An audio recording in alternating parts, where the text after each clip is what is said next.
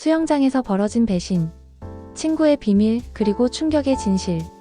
경기도 분당의 고급 주택가에 위치한 아쿠아리스 수영장은 이 동네 부유한 시니어들의 사교 장소였습니다.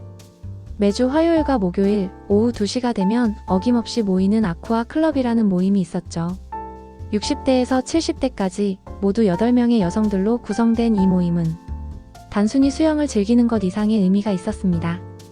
이들 대부분은 남편들이 성공한 사업가나 의사, 변호사 출신으로 경제적 여유가 넉넉한 분들이었습니다. 아이들도 다 성장해서 독립했고 이제는 자신들만의 시간을 마음껏 즐길 수 있는 나이가 되었죠. 수영 후에는 항상 수영장 내 카페에서 차를 마시며 근황을 나누는 것이 이들의 소중한 일상이었습니다. 모임의 리더 격인 박경희 여사는 68살로 남편이 대형 병원의 원장을 역임했던 분이었습니다. 우아하고 품이 있는 그녀 주변에는 항상 사람들이 모여들었고 그녀의 말 한마디에 모임의 분위기가 좌우되곤 했죠. 특히 같은 나이인 이순자 여사와는 20년 넘게 절친한 사이였습니다. 이순자 여사는 박경희 여사와는 대조적으로 조용하고 내성적인 성격이었지만 두 사람의 우정은 누구보다 돈독했습니다. 남편들도 서로 친한 사이였고 가족 모임에서도 자주 만나는 사이였거든요. 다른 회원들은 종종 저 두 분은 정말 자매 같다고 말할 정도였습니다. 이날도 여느 때와 다름없는 평화로운 오후였습니다. 수영장 물은 햇살을 받아 반짝였고 여성들의 웃음소리가 풀장을 가득 메웠습니다.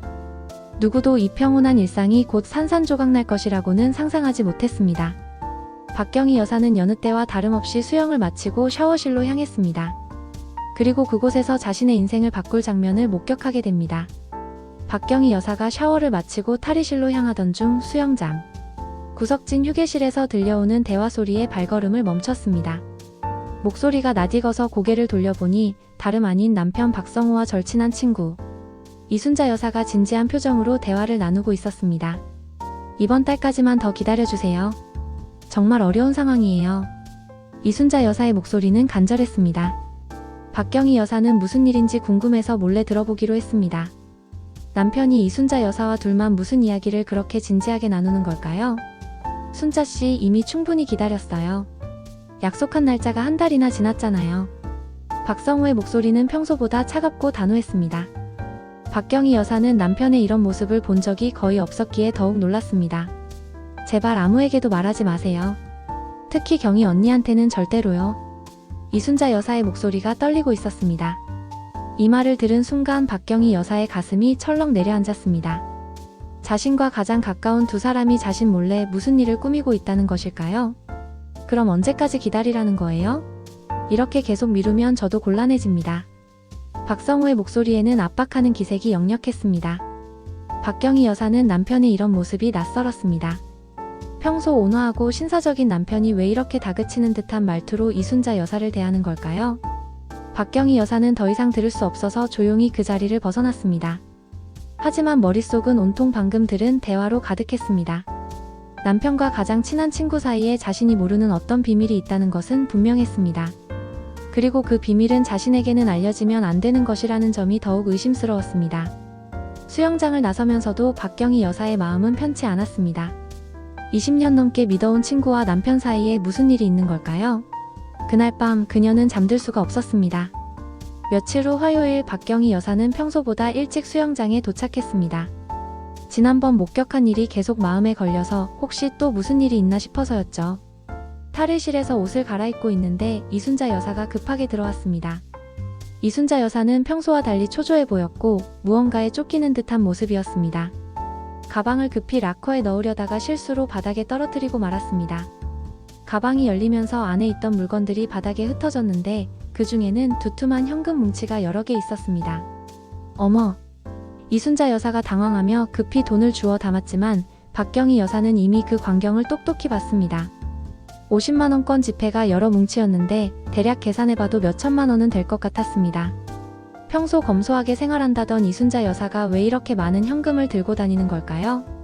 순자 언니, 그 돈은 뭐예요? 박경희 여사가 조심스럽게 물었습니다. 이순자 여사는 순간 얼굴이 하얘지더니 당황한 표정으로 대답했습니다. 아, 이건 그냥 은행에서 찾은 거예요. 집 수리비로 쓸 돈이에요. 하지만 그 설명은 전혀 설득력이 없었습니다. 집 수리비라고 하기에는 너무 많은 돈이었고 무엇보다 이순자 여사의 얼굴 표정이 거짓말을 하고 있다는 것을 너무나 분명히 드러내고 있었거든요. 평소 솔직하고 담백했던 친구의 이런 모습을 보는 것은 처음이었습니다. 언니, 혹시 무슨 어려운 일이라도 있으세요? 말씀해 주시면 제가 도와드릴 수 있는데요. 박경희 여사가 진심으로 물었지만 이순자 여사는 고개만 저으며 아무것도 아니에요 라고 반복했습니다. 그날 수영 시간 내내 박경희 여사는 집중할 수 없었습니다. 며칠 전 남편과 이순자 여사의 대화, 그리고 오늘 본 거액의 현금까지 뭔가 큰 비밀이 숨겨져 있다는 확신이 들었습니다. 친구와 남편 사이에 자신이 모르는 일이 벌어지고 있다는 생각에 불안감이 커져만 갔습니다. 박경희 여사의 의심은 점점 커져갔고 그것은 자연스럽게 아쿠아 클럽 모임 분위기에도 영향을 미쳤습니다. 평소 활발하고 밝았던 그녀가 조용해지자 다른 회원들도 뭔가 이상함을 느끼기 시작했습니다. 특히 관찰력이 뛰어난 김미영 여사가 먼저 눈치를 챘습니다. 경희 언니, 요즘 좀 이상하신데 무슨 일 있으세요? 김미영 여사의 물음에 박경희 여사는 대답을 망설였습니다. 친구의 비밀을 다른 사람들에게 말해도 되는지 확신이 서지 않았거든요. 하지만 혼자서는 도저히 감당하기 어려운 상황이었습니다. 사실은 박경희 여사가 조심스럽게 입을 열었습니다. 그리고 며칠 전 목격한 남편과 이순자 여사의 대화, 그리고 거액의 현금 뭉치에 대해 이야기했습니다. 다른 회원들은 충격을 받았습니다. 그동안 가장 모범적이고 조용했던 이순자 여사에게 그런 비밀이 있다니요. 혹시 빚이라도 있는 건 아닐까요? 연령대가 가장 많은 정혜숙 여사가 걱정스럽게 말했습니다. 요즘 시니어들 사이에서도 투자 사기나 보이스피싱 피해가 많다고 하던데요. 다른 회원들도 고개를 끄덕였습니다. 하지만 박경희 여사는 뭔가 다른 직감이 들었습니다. 이순자 여사의 표정과 행동, 그리고 남편과의 대화 내용을 종합해보면 단순한 피해자는 아닌 것 같았거든요. 오히려 뭔가 적극적으로 관여하고 있는 것처럼 보였습니다. 수영장 분위기는 점점 이상해졌습니다. 예전처럼 자유롭게 대화하고 웃음을 나누던 모습은 사라지고 서로를 탐색하는 듯한 시선들이 오갔습니다. 이순자 여사도 다른 회원들의 시선을 의식하는 듯 평소보다 더욱 조용해졌고 모임 시간도 점점 짧아졌습니다. 이러다가 우리 모임이 깨지는 건 아닐까요? 막내인 송은주 여사가 걱정스럽게 말했습니다. 하지만 아무도 속 시원한 대답을 할 수 없었습니다. 진실을 알기 전까지는 이 불편한 분위기가 계속될 것 같았거든요. 박경희 여사는 더 이상 참을 수 없어서 수영장 관리소에 CCTV 확인을 요청했습니다. 물론 개인적인 목적으로는 어려운 일이었지만 최근 라커룸에서 분실 사건이 있었다는 핑계로 관리소장을 설득했습니다. 다행히 관리소장이 오랜 단골인 박경희 여사의 부탁을 들어주었습니다. CCTV 화면을 보던 박경희 여사는 충격적인 장면을 목격했습니다. 지난주 목요일 저녁 수영장 운영 시간이 끝난 후에도 남편 박성호와 이순자 여사가 은밀하게 만나고 있었던 것입니다. 더욱 놀라운 것은 그들 외에도 몇 명의 사람들이 더 있었다는 사실이었습니다. 화면 속에서 이순자 여사는 가방에서 돈 뭉치를 꺼내 다른 사람들에게 나눠주고 있었습니다. 박성호는 그 옆에서 뭔가 장부 같은 것을 확인하며 기록하고 있었고요. 이것은 분명히 단순한 개인적인 거래가 아니었습니다. 조직적이고 계획적인 무언가가 진행되고 있었던 것입니다. 박경희 여사의 손은 떨렸습니다. 남편과 가장 친한 친구가 자신 몰래 이런 일을 벌이고 있었다니요. 그것도 수영장이라는 공공장소를 이용해서 말입니다. CCTV 화면을 더 자세히 보니 참여한 사람들 중에는 아쿠아 클럽 회원은 아니지만 수영장을 이용하는 다른 시니어들도 포함되어 있었습니다. 이게 도대체 뭔가요? 박경희 여사가 관리소장에게 물었지만 관리소장도 고개를 저었습니다. 저도 처음 보는 일입니다. 운영시간 후에 이런 모임이 있는 줄 몰랐어요. 관리소장의 표정도 심각해졌습니다. 박경희 여사는 CCTV 영상을 휴대폰으로 몰래 촬영했습니다. 이 증거를 가지고 남편과 이순자 여사를 추궁해야겠다고 마음먹었거든요. 하지만 동시에 큰 두려움도 느꼈습니다. 만약 이것이 불법적인 일이라면 자신의 남편과 친구가 큰 문제에 휘말릴 수도 있었기 때문입니다. 집으로 돌아가는 길에 박경희 여사의 마음은 무거웠습니다. 20년 넘게 쌓아온 신뢰가 한순간에 무너지는 기분이었습니다. 과연 이 문제를 어떻게 해결해야 할까요?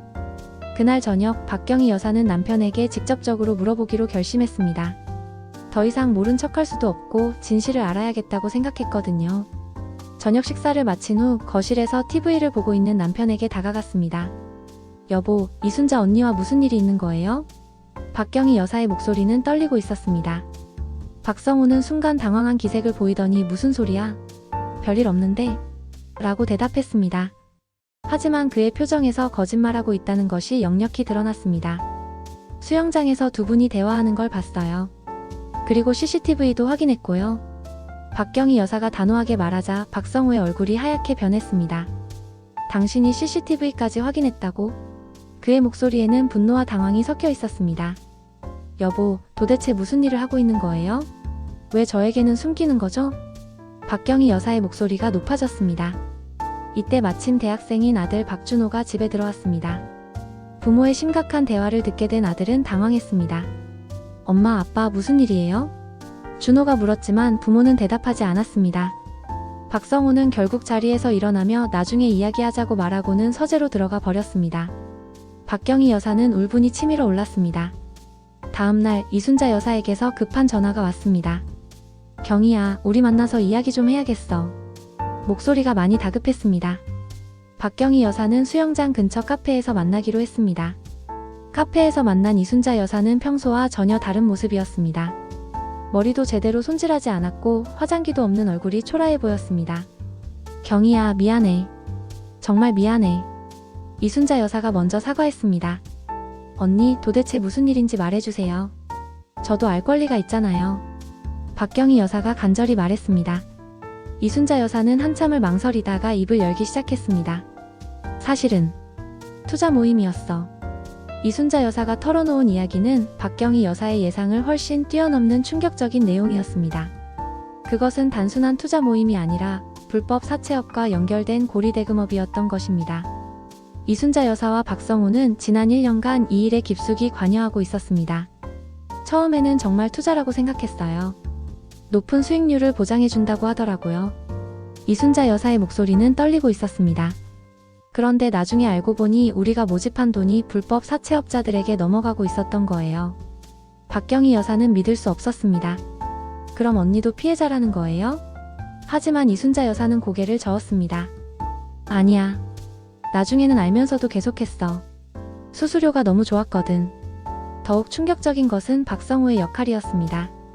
그는 의사라는 직업의 신뢰성을 이용해 다른 시니어들을 모집하는 역할을 했던 것입니다.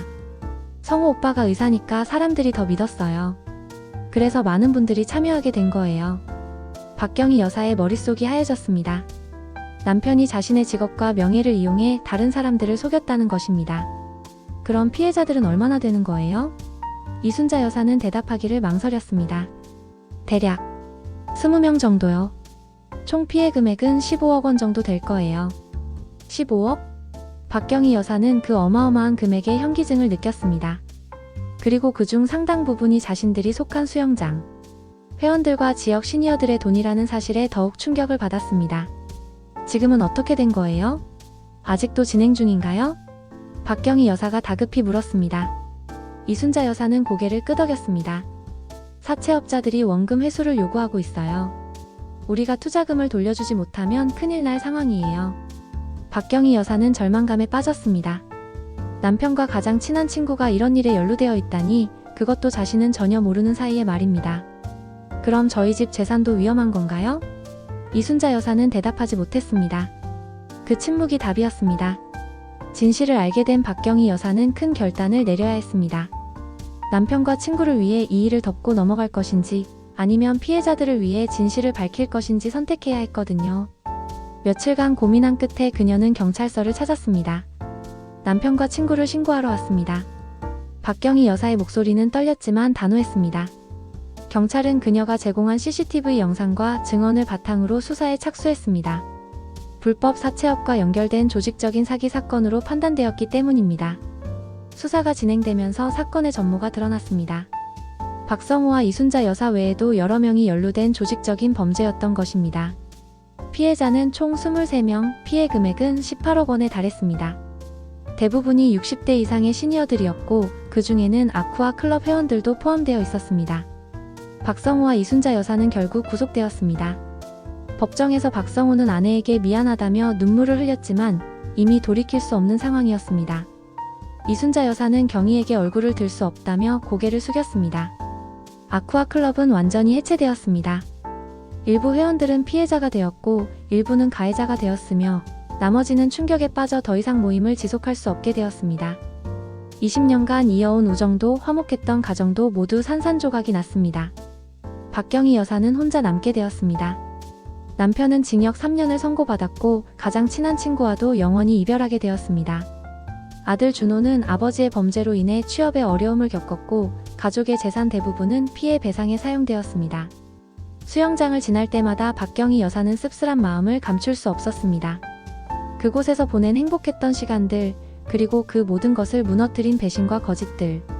사람을 정말 끝까지 알 수는 없구나라는 깨달음과 함께 그녀는 새로운 삶을 시작해야 했습니다. 돈과 욕심이 얼마나 무서운 것인지, 그리고 한번 잃은 신뢰는 다시 되찾을 수 없다는 쓰라린 교훈을 가슴에 새기며 말입니다.